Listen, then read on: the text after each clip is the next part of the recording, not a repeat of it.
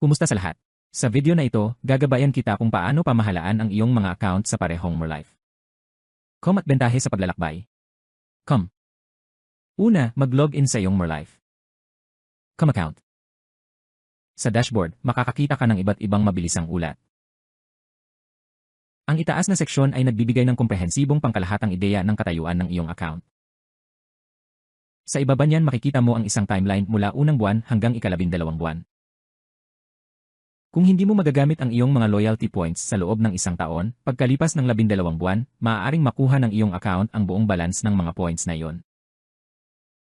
Ang susunod ay ang seksyon ng Dual Team, kung saan maaari mong subaybayan ang lakas ng tunog ng iyong koponan.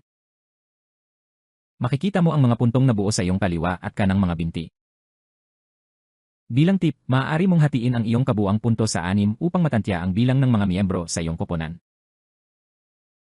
Pagdating naman sa mga natitirang bahagi ng Dual Team, ipapakita ng seksyong ito ang kasalukuyan mong ranggo, balance ng iyong account, at ang iyong pag-unlad patungo sa susunod na antas. Itinatampok din ng seksyong ito ang iyong mga pang-araw-araw na bonus. Halimbawa, kapag naabot mo ang ranggong pilak, gagantimpalaan ka ng $4 kada araw. Sa salaysay na ito, makikita mo na ako ay 66% na lamang ang layo patungo sa susunod na ranggo. Kapag nakamit ko na ang ginto, kikita ako ng $10 kada araw. Ang susunod ay ang 70 araw na programa ng karera.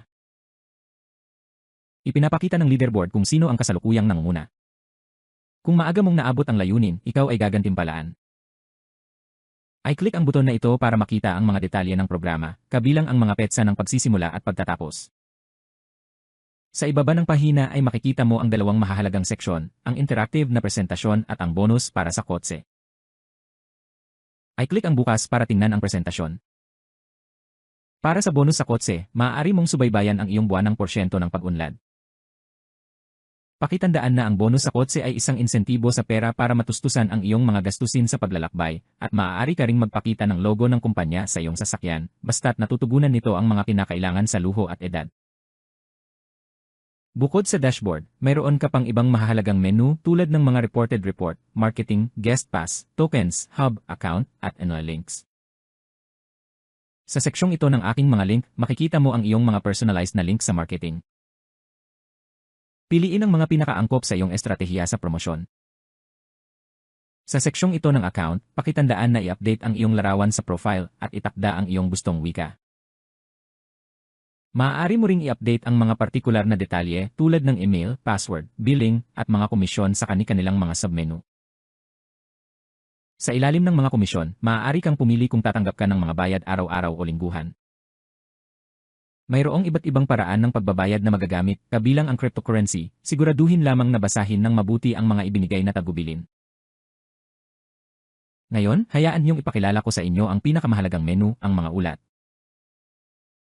Ang seksyong ito ay naglalaman ng maraming submenu na dapat mong pag-aralan ng lubusan upang maunawaan kung paano gumaganap ang iyong negosyo at kung paano ito i-optimize para sa pinakamataas na kahusayan.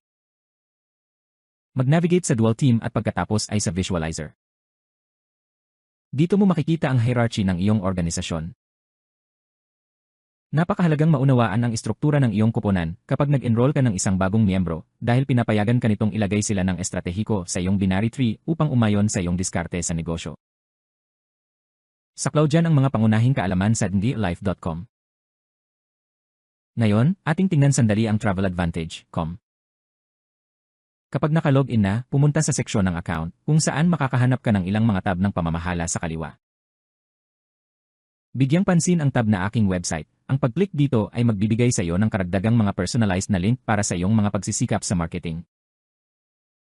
Bilang buod, nagbigay ako ng pangkalahatang ideya kung paano pamahalaan ang iyong mga account sa parehong platform.